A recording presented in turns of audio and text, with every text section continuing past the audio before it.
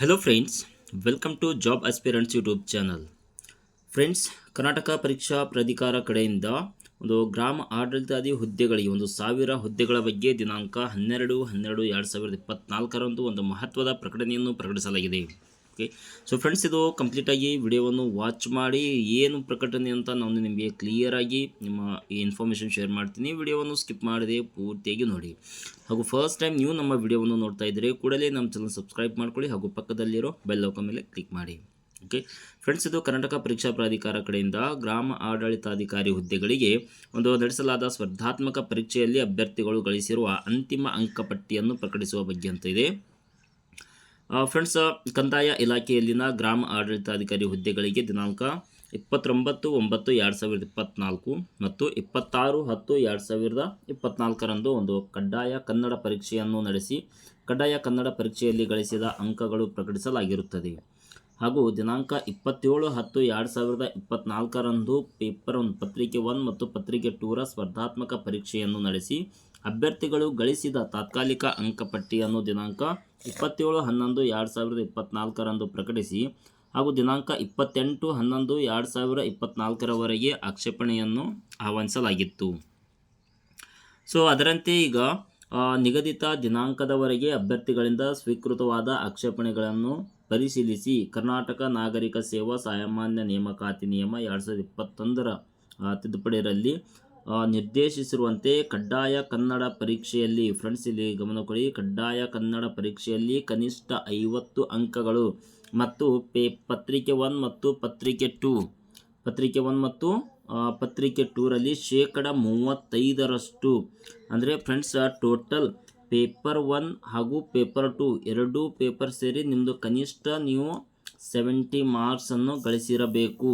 ಹಾಗೂ ಕಡ್ಡಾಯ ಕನ್ನಡ ಭಾಷೆಯಲ್ಲಿ ಔಟ್ ಆಫ್ 150ಗೆ ನೀವು 50 ಮಾರ್ಕ್ಸನ್ನು ತೊಗೊಂಡಿದ್ರೆ ಕೂಡ ನೀವು ಎಲಿಜಿಬಲ್ ಆಗ್ತೀರಾ.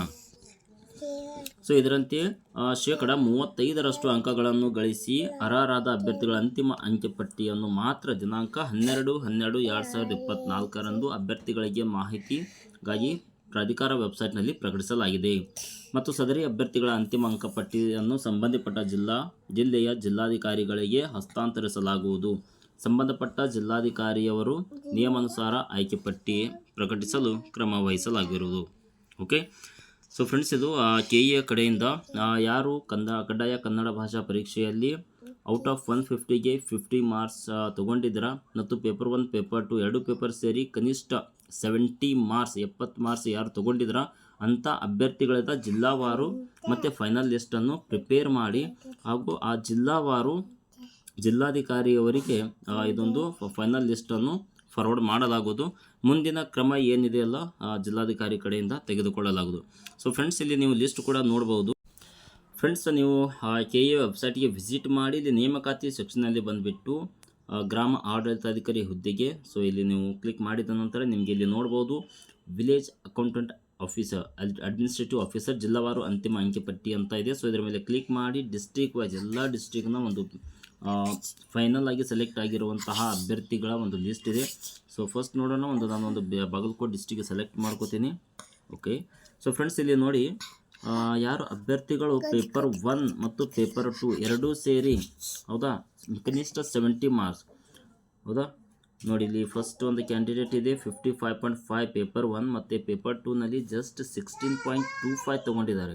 ಸೊ ಆದರೂ ಅವ್ರದ್ದು ಟೋಟಲ್ ಮಾರ್ಕ್ಸ್ ಬಂದುಬಿಟ್ಟು 71.75 ಯಾಕೆಂದರೆ ಅವರು ಟೋಟಲ್ ಎರಡು ಪೇಪರ್ ಸೇರಿ 70 ಆಗಿದೆ. ಓಕೆ, ಸೊ ಈ ಥರ ಕನಿಷ್ಠ ಮಿನಿಮಮ್ 70 ಅಥವಾ 70 ಅಬವ್ ಆಗಿರುವಂತಹ ಅಭ್ಯರ್ಥಿಗಳ ಇದೊಂದು ಪಟ್ಟಿ ಇರುತ್ತದೆ. ಸೊ ಫ್ರೆಂಡ್ಸ್, ಅಂಥ ಅಭ್ಯರ್ಥಿಗಳು ಎಲ್ಲ ನಿಮ್ಮ ಲಿಸ್ಟನ್ನು ಚೆಕ್ ಮಾಡ್ಕೊಳ್ಳಿ. ಮುಂದಿನ ಪ್ರೊಸೆಸ್ಗಾಗಿ ಸಂಬಂಧಪಟ್ಟ ಜಿಲ್ಲೆಯ ಜಿಲ್ಲಾಧಿಕಾರಿಗಳಿಗೆ KEA ಕಡೆಯಿಂದ ಫಾರ್ವರ್ಡ್ ಮಾಡಲಾಗುವುದು. ಓಕೆ, ಸೊ ಫ್ರೆಂಡ್ಸ್, ಮತ್ತೆ ಇದರ ಬಗ್ಗೆ ಏನಾದರೂ ಅಪ್ಡೇಟ್ಸ್ ಇದ್ದರೆ ನಾನು ಮತ್ತೆ ನಿಮಗೆ ವಿಡಿಯೋ ಮುಖಾಂತರ ಶೇರ್ ಕೊಡ್ತೀನಿ. ವಿಡಿಯೋವನ್ನು ಇಷ್ಟವಾದರೆ ಲೈಕ್ ಮಾಡಿ ಹಾಗೂ ನಿಮ್ಮ ಫ್ರೆಂಡ್ಸ್ಗೆ ಶೇರ್ ಮಾಡಿ. Thank you.